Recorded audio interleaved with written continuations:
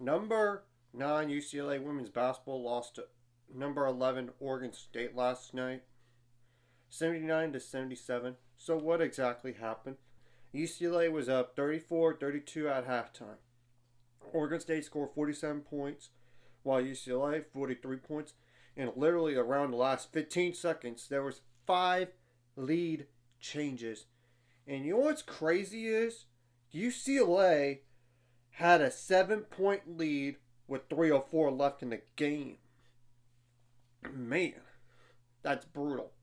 To not score that many points for the rest of the game, I mean, a 14-5 run to finish the game. That's hard. But what a comeback by Oregon State. But I'm going to have to go over like the last 1 minute 37 seconds just or so just to give y'all some context. And I apologize if I'm looking down. It's because I cannot memorize every sequence, and I'll look at the stats as well after this.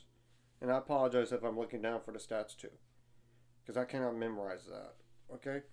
Okay, Donovan Hunter made a 3 for Oregon State, assisted by Dominika Pararova, Paurova. I apologize if I butchered that name. So UCLA was up 72 to 70, 70 at that point, around 116 left. Charisma Osborne missed a 3, like a rebound by Talia von Offenhofen from Oregon State. And there's a foul on Charisma Osborne with 103 left, and Talia from Oregon State made both free throws to tie the game 72 apiece with 103 left. Around 42 seconds left, Lauren Betts turned the ball over and Talia got the steal, but there's a foul on Lauren Betts around 15 seconds left, so that's a lot of time in between. And Timia Gardner made both free throws for Oregon State around 15 seconds left, so 74 to 72. UCLA called timeout to advance the ball, and Angela Dugalik made a 3 assisted by Lauren Betts around 8 seconds left, so 75, 72, 74 at that point. Timeout Oregon State, timeout UCLA. Oregon State called the first timeout just to advance the ball. UCLA saw the play, how it's going to be set up. They called timeout right away, and Oregon State called a timeout. And Talia for Oregon State made a layup around 2 seconds left, and UCLA, so 76, 75. UCLA called timeout to advance the ball, and Lauren Betts made a jumper assisted by Kiki Rice around 1 second left.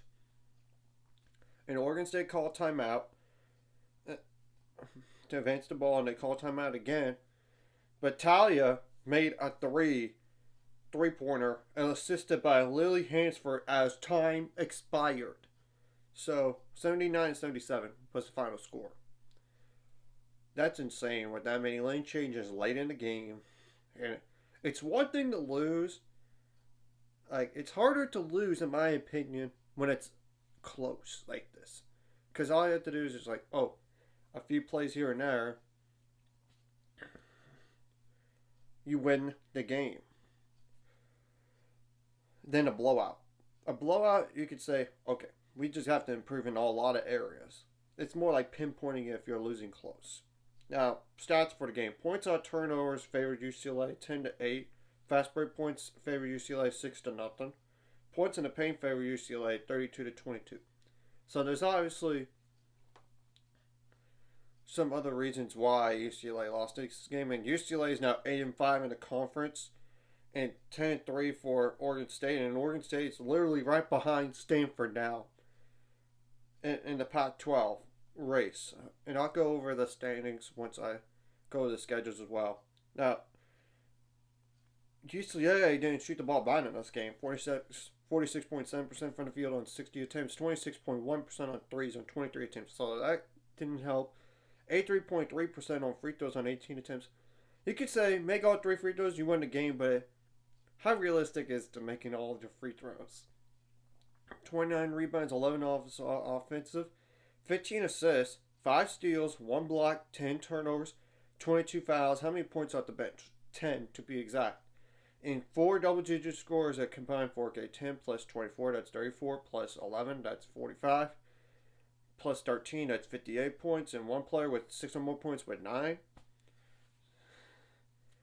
Now, Oregon State had, 21 plus 12, that's 33, plus 8, that's 41 points off the bench, and 3 double-digit scores that combine for, 22 plus 21, that's 43, plus 12, that's 45, and 2 other players with 6 or more points that combine for 16, 8 plus 8, and what killed UCLA in this game was the defense, clearly, but based on the numbers alone. Oregon State shot 52.3% from the field on 44 attempts, 57.9% on threes on 19 attempts, 84.6% on free throws on 26 attempts, 24 rebounds for those offensive. Yeah, they didn't win the rebounding battle, but they shot good enough to win the game. 11 assists, 5 steals, 3 blocks, 10 turnovers, 14 fouls. So, what do these teams have going forward the rest of the year besides the Pac-12 tournament, which we will have to wait and see what the draw is. So, UCLA, you have to go on the road to Oregon, which Oregon's reeling right now when you look at it. But then you have next Thursday you play Utah at home, which is fortunate you got them at home and not on the road. Then you got Colorado at home, which they lost to Utah last night. If you couldn't tell already. Then on the road to Arizona State, which they're not that good. You shouldn't lose that game. And Arizona's having a down year on the road for that game too. They're like 13-12. Now, for Oregon State side of things, the rest of the season goes as follows. You got number 10 USC coming up at home. I think if you beat USC, Oregon State, you're going to be a top 10 team. And I think even with just this one win, you might be a top 10 team. But just to guarantee yourself, you could be a top 10 team. Then you got to go on the road to Washington State, then on the road to Washington. You know what's critical is? You got Stanford at home after those Washington State and Washington games. That's big because if you could get them, you could get share of the Pac-12 title.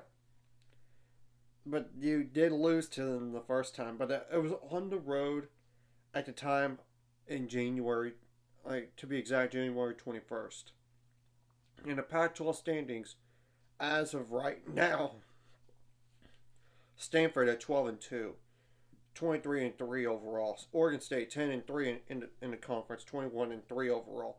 Colorado 10-4 in the Pac-12, 20-5 overall. USC 9-4 overall.